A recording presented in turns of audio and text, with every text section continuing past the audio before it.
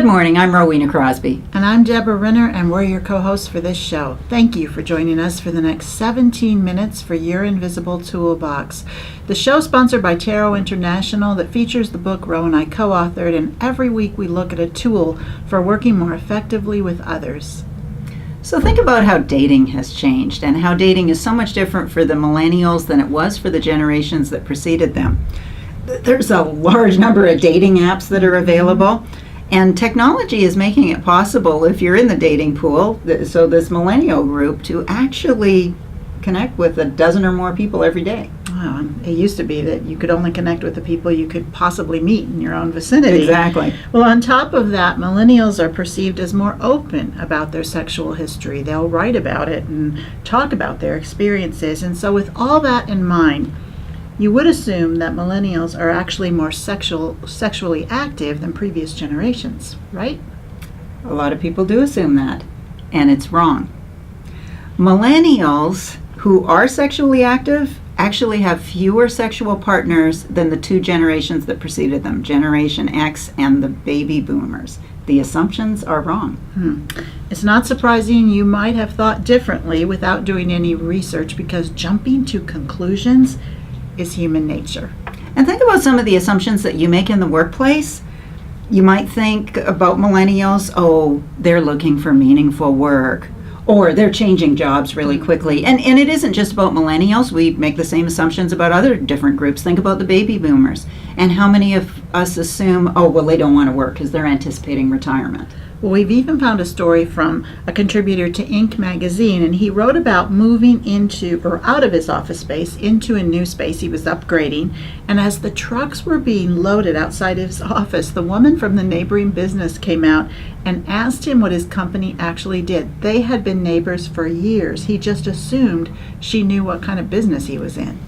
And that could be a dangerous assumption, because by making that assumption, he's potentially missed an important business connection, possibly even missed the opportunity to serve a potential client. So how can we all get better at challenging the assumptions that we hold? Well, that's what we're going to talk about today. This week's Invisible Tool involves gathering facts before we jump to conclusions. And we're going to present 4 tools in our development challenge. They're different types of questions that you can gather to make sure you gather as much information as possible before making decisions. And we have 2 social media posts you're really going to enjoy. One takes an in-depth look at common workplace assumptions and how you can go about challenging them. The other one dives into the importance of asking questions and really being able to keep an open mind. And we're excited about our field guide segment. This has got a little different slant to some of them in the past. So we're going to take you through 13 different statements, common statements. You've probably heard them before, and we're going to challenge you to figure out which ones are actually true. Give them a teaser. Okay, here's your teaser. We've all heard you should drink 8 glasses of water every day. I guess we're going to find out if that's true or not. We're going to find out if that's true or not. Those of you that tuned in last week were among the first to hear that we have just signed a lease to expand our facility in Des Moines, Iowa, and we're going to build out a state-of-the-art video production facility. We're really excited about it, and we need your help. So we're also going to finish with that. We're going to invite you to think about what studio designs, when you're watching programs or seeing things on YouTube, what do you think is really compelling? Send us links to that so we can learn from it. Also value your feedback on our show format. What kinds of things are you liking? What would you like to see? Yeah, you might have made the assumption that we were in a large studio. We will be. It's going to be That's fun right. to really build that out. Yeah, right now you've got a big, beautiful office, but we've converted her office into our makeshift studio here for a couple of years. So send us your suggestions and we'll talk about it a little later. Right now we're going to focus on chapter 87. There's always more to the story. If you don't have your own copy to the book, scroll down, click the link below, and get your copy so you can follow along. Let's get started. So in chapter 87 of the book, we relay a story about a single mother. She's at her home. She's outside in the garden with her infant son sleeping inside when the house catches on fire. And so she races into the house to rescue her infant son, David. And although she was able to get David out of the house unharmed, her hair caught fire and she got a lot of facial scars because of that. And when David got older, he was often very embarrassed by his mother and her appearance, and he would tell people so. And when his mother heard about this, she was saddened. And so she made the decision to actually share with David where she actually got the scars. And so she was traveling to go see him. This story just gets more and more tragic as it goes on.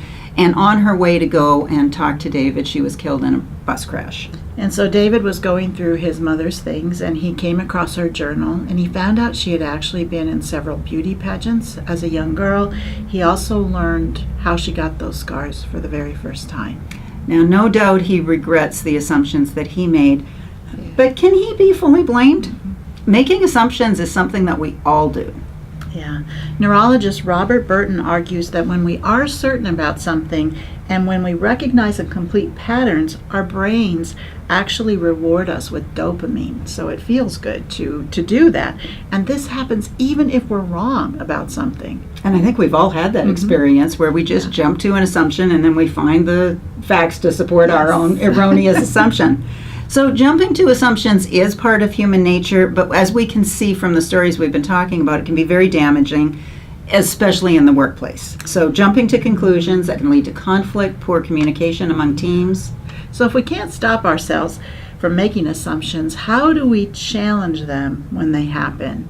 And to do that, we're going to take a look at our invisible tool of the week. The tool this week is to get the facts, and we're going to take a look at some ideas on how to do that well. So your invisible tool of the week is on page 208 in our book. We've already discussed why assumptions happen, but now we're going to go over some of the best ways to challenge them, and LinkedIn has a great article detailing some steps to do that.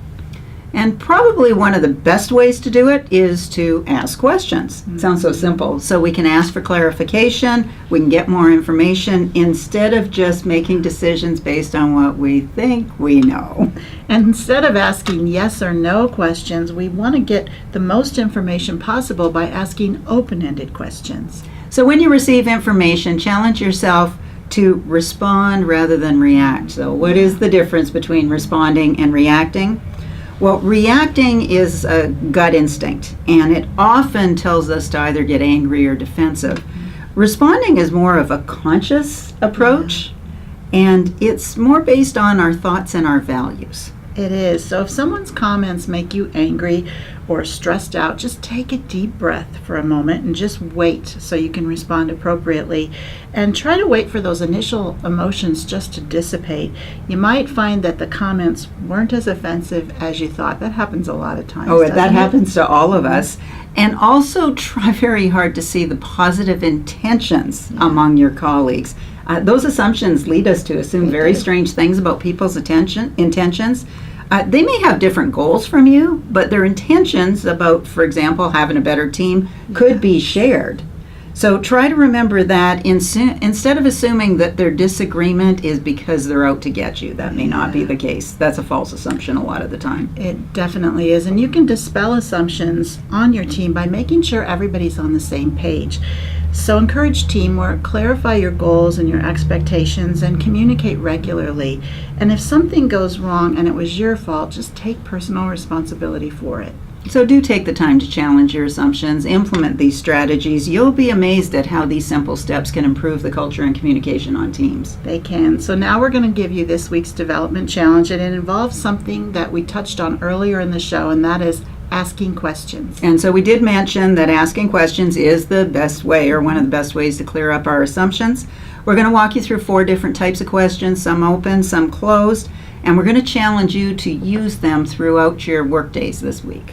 So the first type we're going to talk about are check-in questions. Now, when you've paraphrased what someone said, you're trying to make sure that you understand it. Instead of assuming that you understand it, use a check-in question, and it might be as simple as, did I get that right? And that's such a powerful way to make sure that you're challenging your own assumptions.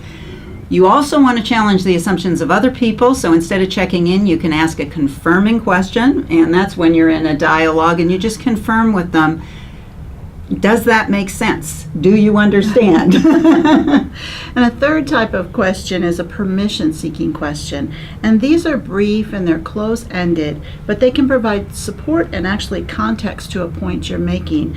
And you can use these questions to actually get involvement from everyone at the table. So it might be something like, would you mind sharing your input? So those three types of closed-ended questions are terrific tools for us, but the most powerful one for challenging our assumptions are the open-ended questions. And they allow you to get more information. They allow you to learn about underlying interests of all the parties. You can explore areas of concerns, and you can help people to come to better decisions. And if you've ever watched a TV interview, you'll notice that good reporters are always using those open-ended questions, and they start with what, when, where, how, why. Yep, all of those W's in that H. Yes. So examples of some open-ended questions, you could say, what were your reasons for this? Why is this important to you? How do you feel about this? These are all very simple questions that can really draw out a lot of information. They can, and as you can imagine, open-ended questions are really going to get the most detailed answers. And so that's why we're going to encourage you this week to use them often when you're talking to your colleagues. We kind of think in closed-ended ways, closed-ended questions. So it's going to be a challenge to really think in open-ended questions and ask them. Exactly. Well, now it's time to preview our social media posts of the week, and those of you who follow Tero on social media already know we post useful links and content several times every day on interpersonal skills topics. We're going to look at 2 of them today. Our first post comes from LinkedIn. In the article we referenced when we went over the Year Invisible Tool of the week, this article is actually worth reading in full. You'll find out more about the most common assumptions in the workplace and how you can go about challenging them. The article will give you ideas for challenging these, and this can lead to a lot better communication at work. It's going to be on all Tero social media platforms today. It is worth a full read. Absolutely, so make sure you check that out. And our second featured post is a TED Talk. We love those. They're fun to watch. This one also focuses on assumptions and on what happens when we're able to keep a more open mind. It's actually a really engaging video that draws on personal experience and illustrates the importance of asking questions before jumping to conclusions. We encourage you to take time to watch that, and you'll find a link on all Tero social media platforms on Wednesday. Well, now we have something a little different for our field guide today. We're going to list some things that you have probably heard in your lifetime about a wide variety of topics. I know I have heard each of these. And we're going to ask you to figure out how many of these statements are really true. So there's 13 of them. Grab a pen and some paper, and each time you hear one of the statements you think is a true statement, make a little mark, and then you can test how many you got right at the end of it. So here's your first statement. We've all heard this. Yeah. The Declaration of Independence was signed on the 4th of July. Is that true or false? Okay. Next one. Albert Einstein failed math classes as a child. I've heard that one. Mm-hmm. Marie Antoinette said, in response to reports of her people starving, let them eat cake. Okay. The Great Wall of China is the only human-made object visible from space. I like this one. You should never wake somebody up who's sleepwalking. Or you should never swim right after eating. You should wait at least an hour. I've heard that one. Mm-hmm. I told my grandchild that one last weekend. Exactly. But we're not giving away whether it's true or not. You should wait, or you have to wait 24 hours before filing a missing persons report. Everyone should drink 8 glasses of water a day. I love this one. Twinkies have a shelf life that lasts for decades. That's really scary. It is. We don't know if it's true or false. Lightning never strikes the same place twice. Humans only use 10% of their brain. Okay, now we're getting back down to the last 2. The last 2. Bullfighters wear the color red because it makes bulls angry. And the last one, Vikings wore helmets that had horns on them. So those are our 13 statements, and do you have any idea how many of those are true? So tally up the number of marks you made on your paper, and if you have any marks at all, you're wrong. The answer is 0. None of those statements are true. Yet we've all heard them, and many of us have accepted them as true, and we actually act on them. Yeah, didn't you tell your grandson?